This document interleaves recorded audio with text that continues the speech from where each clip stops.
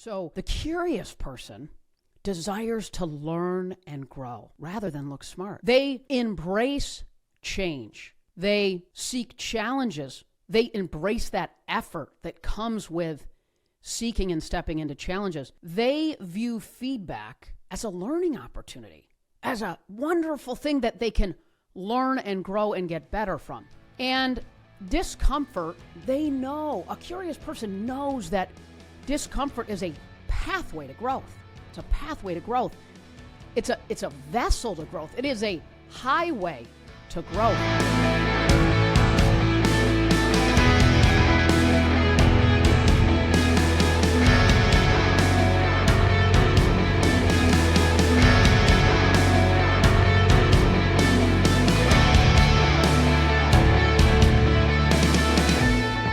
Changers, welcome to solo episode number 6.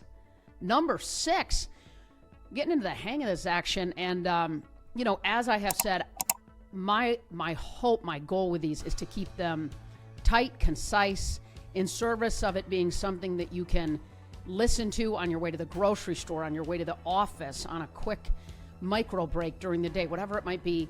Grab some nuggets and then reapply it to your life. I want to dig into a topic today that I have found to be a common thread in peak performers, in people who sustain high levels of success, and candidly, people who I find to be just generally more joyful, happier. And it's curiosity. Curiosity is a word that almost without exception, everybody that I've interviewed on the podcast has talked about. Great leaders, great entrepreneurs. It is a consistent piece that comes up. It's a mindset. It's a behavior that comes up. And here's what I want to start with. Framing this up, that curiosity, it creates chances for us. Curiosity creates opportunities for us and for others.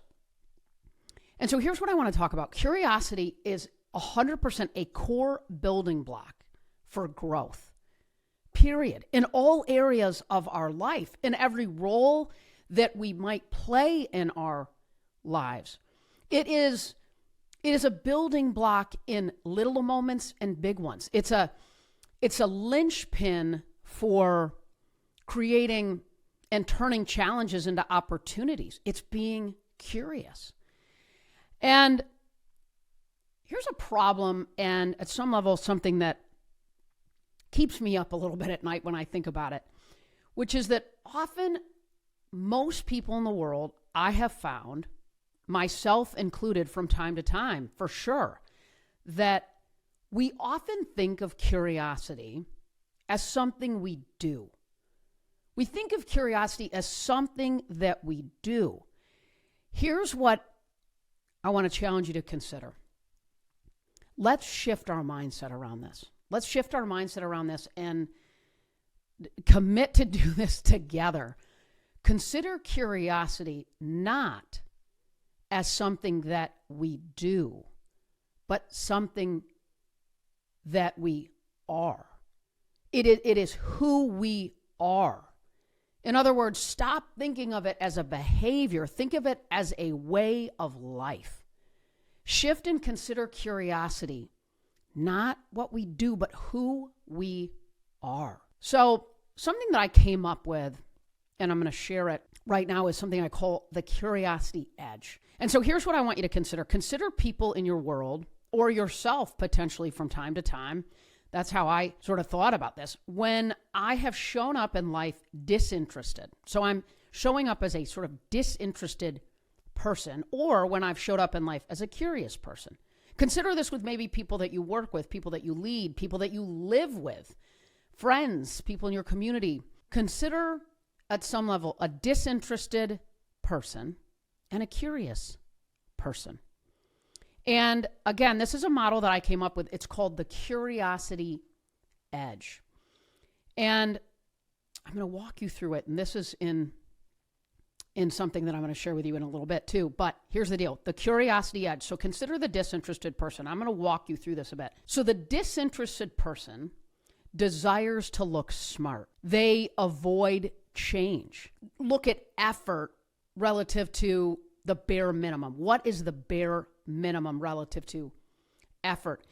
Feedback, they view it as criticism often. If we're showing up with this sort of disinterested heart, if you will, then feedback comes to us a bit as criticism. And discomfort, a disinterested person might view discomfort as something that is unnecessary, And then a disinterested person might look at connection as a little bit too risky, right? Connection as a little bit risky. So as you think about when you've maybe shown up disinterested, or somebody in your life who you would deem to be disinterested in learning potentially about other people, other ideas, other things, or maybe just one of those areas, so that they at the core fundamentally desire to look smart. They avoid change. They want to put in sort of the bare minimum relative effort. They view feedback as criticism, discomfort as unnecessary, and connection, boy, that feels a little bit risky to a disinterested person. So consider this. Again, this is the curiosity edge. So the curious person desires to learn and grow rather than look smart. They embrace change. They seek challenges. They embrace that effort that comes with seeking and stepping into challenges. They view feedback as a learning opportunity, as a wonderful thing that they can learn and grow and get better from. And discomfort, they know, a curious person knows that discomfort is a pathway to growth. It's a pathway to growth. It's a vessel to growth. It is a highway to growth. And connection, man, it's a wonderful thing. A curious person would say connection builds stronger relationships, interaction, if you will, with each other. That when we have connection, we build stronger interactions with one another. So think about this visual and the disinterested person and the curious person. So I'm going to frame it up in one full swoop as I do in this Curiosity Edge model. The curious person desires to learn and grow, while the disinterested person wants to look smart. The curious person views change as something to embrace, and the disinterested person views change as something to avoid. The curious person seeks challenges, welcomes the effort that comes with that. The disinterested person would view that as something they want to avoid. At some level, they want to put forth the bare minimum relative to effort. The curious person views feedback as a learning opportunity, and the disinterested person views it as criticism. The curious person views discomfort as a pathway to growth, and the disinterested person views it as unnecessary. Why be uncomfortable?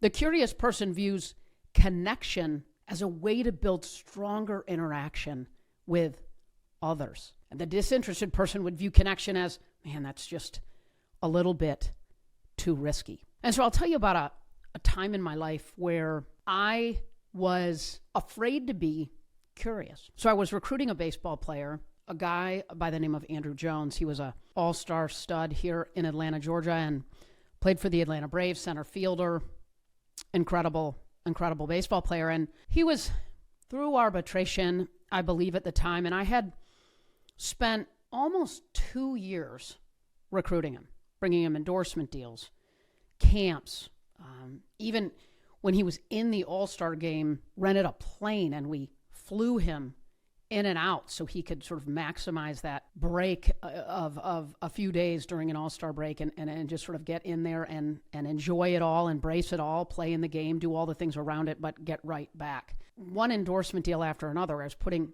sort of deals in his pocket when he was off the field, if you will. So built a great relationship with he and his wife at the time, dinners, deals, all that. And so I share this because 2 years of time, investment, energy, all of that. And it was really sort of had come to a point in which, based on the timing of his next contract, that we needed to get it done. We needed to get him to sign the contract with us so that we could represent him in his next deal. And we're sitting at this fantastic restaurant, he and his wife at the time, and the agent that I worked with and myself, and we're having this terrific dinner. And this is 2 years in. And I said, man, Andrew, hadn't this been fun? Gosh, and I'm sort of talking about some of the stuff that we've done and all of the things and the deals and the relationship and the moments and all that with he and his wife. And I said, man, like when we think about the opportunity in front of you relative to free agency, and I started to talk through that, and then I could see in his face that was just, it was not landing. And he looked at me and he said, Molly, you've been terrific. Honestly, I cannot thank you enough for everything you've done. And I love our friendship and our relationship, and you've just been awesome. And his wife was sort of nodding, and he said, but I just can't leave the guy I'm with. I mean, there's just no way. I mean, he was just there when I literally got off the boat from Curacao. I mean, he was there. He's like a dad to me, a father figure, a big brother. He's just been my guy, and he's been right beside me since the moment I showed up in this country and started on this journey. And I share that because it is a glaring moment in my career where I wasn't as curious as I needed to be. And the cost of that lack of curiosity was expensive, time-consuming, frustrating, exhausting, all of that. Was there good in it? You bet. Love Andrew still. But was there good in it? 100%, right? I mean, when I see Andrew still in town, I give him a big hug. His now ex-wife, Nicole, love her, awesome. And so there was lots of good for sure that came from it. But here's why I share that story. And the mistake that I made was a lack of curiosity. And I share what I wish I would have done differently. And I share this sometimes from stage and keynotes, which is this. What would have been at risk early on in that relationship, a couple months in maybe, whatever it might be, when we were sort of doing some things together with different camps, stuff off the field, whatever, for me to have said, hey, Andrew, tell me this, man. What do you love about your agent? And you know what? It would have given me an opportunity to better understand that relationship, because I could have gotten a couple different things. I could have gotten, I don't. It's not really clicking. It's not really working. Or, I kind of like him. I don't know.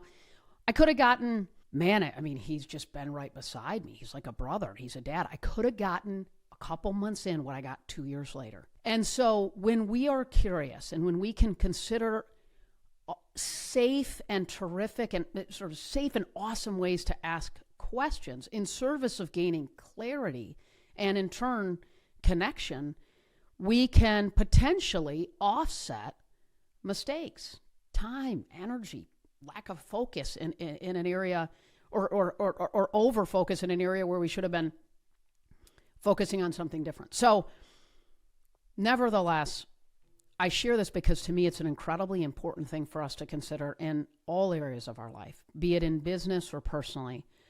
And this model, by the way, is a model that I frame up in my next book. So I need to tell you this. So check this out. I have a book coming out September 3rd of 2024. And the Curiosity Edge is just one little sort of component of that. But here's the deal. It comes out September 3rd, and it's called Dynamic Drive, the purpose-fueled formula for sustainable success.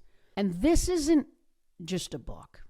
It is truly a practical guide to sculpting resilience in your life, to unlocking your true potential in service of and in a way that's sustainable, personally and professionally. I share 7 keys to achieve sustainable success that matters most to you. So here's the deal. To celebrate the announcement of this book, check this out. If you pre-order a copy of the book today, or copies for your team, family, friends, you get where I'm going?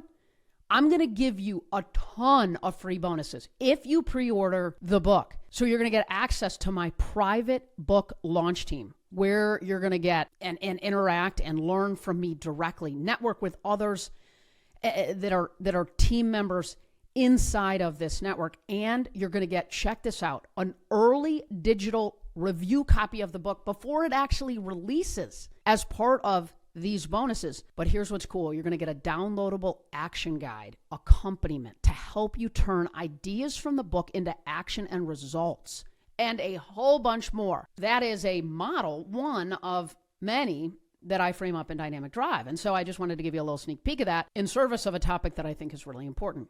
curiosity because it what creates chances. Okay, so you're probably thinking, okay, cool, Molly, like I get it, right? Like the disinterested, the curious, cool. How do I do this? What is a way in which I can unlock and tap into being more curious? Well, number one, you can consider how you're showing up in service of the curiosity edge. The other thing that I would encourage you to consider is how to get started. So I'm going to tell you a couple sort of thoughts on how to do that, a couple ideas on how to do that. Number one, when we want to be more curious, what can we do? We can ask open-ended questions. Ask open-ended questions. Set learning goals. Set learning goals for yourself, personally or professionally. And here's something I think is important and sometimes overlooked. Surround yourself with curious people.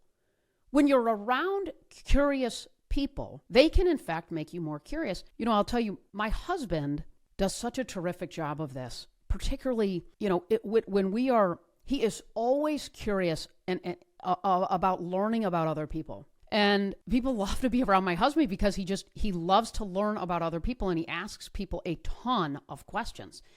And that does so many things when you do that, certainly a ton of things. But I've learned a lot from my husband around being more curious. And so surround yourself with curious people. I feel blessed. One of them is my husband. But who are those people in your life and how can you attract more of them? The other thing I think is important to think about, make cold calls. Like think about the people who maybe you could learn from and ask for advice. People love to give advice. They love to give advice. People love it. Who are some people, one of the guys that was so good at this, Kobe Bryant. I mean, he used to just cold call people. Now, here's the deal. Everybody takes Kobe's call, right? But I would encourage you to recognize you will be amazed when you ask people for advice. And then you show up in those moments prepared and you deeply listen in those moments. Trust me, people love to give advice. And so make cold calls. Consider the people that you want to learn from and grow from and reach out to them. And then I would encourage you to value vulnerability. If we're going to be curious, it inevitably demonstrates that we don't know everything in certain circumstances. So value that. Recognize that when we show up with that vulnerability, it's married with curiosity. And then we think about how to be more curious. We can also rewind the tape, right? Rewind the tape. In other words, get honest with yourself about the ways that you can get better. One of the things I love to do is, often I'll watch keynotes that I've delivered and I just pick them apart because there's always room to get better. And I love to watch those and literally rewind the tape and learn.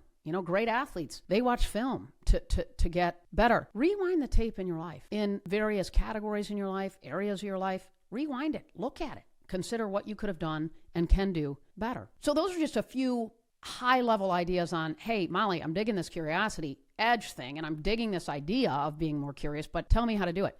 Now, I have to sort of add this little kind of, what would it be called? This little sort of PS/beware of. Make curiosity who you are, not what you do. All right, game changers. I hope I was able to be a partner in a walk, in a moment, in a micro break, in a car ride, and I hope and pray more than anything, this becomes something that you can lay over top of your world. The people that you work with and love and care about, and the relationships in your life that you don't have now, but you will have, in service of it being a spark that ignites possibility. And it becomes a part, curiosity does, of who you are, not just a behavior that you do. Signing off. Game changers. Big hugs.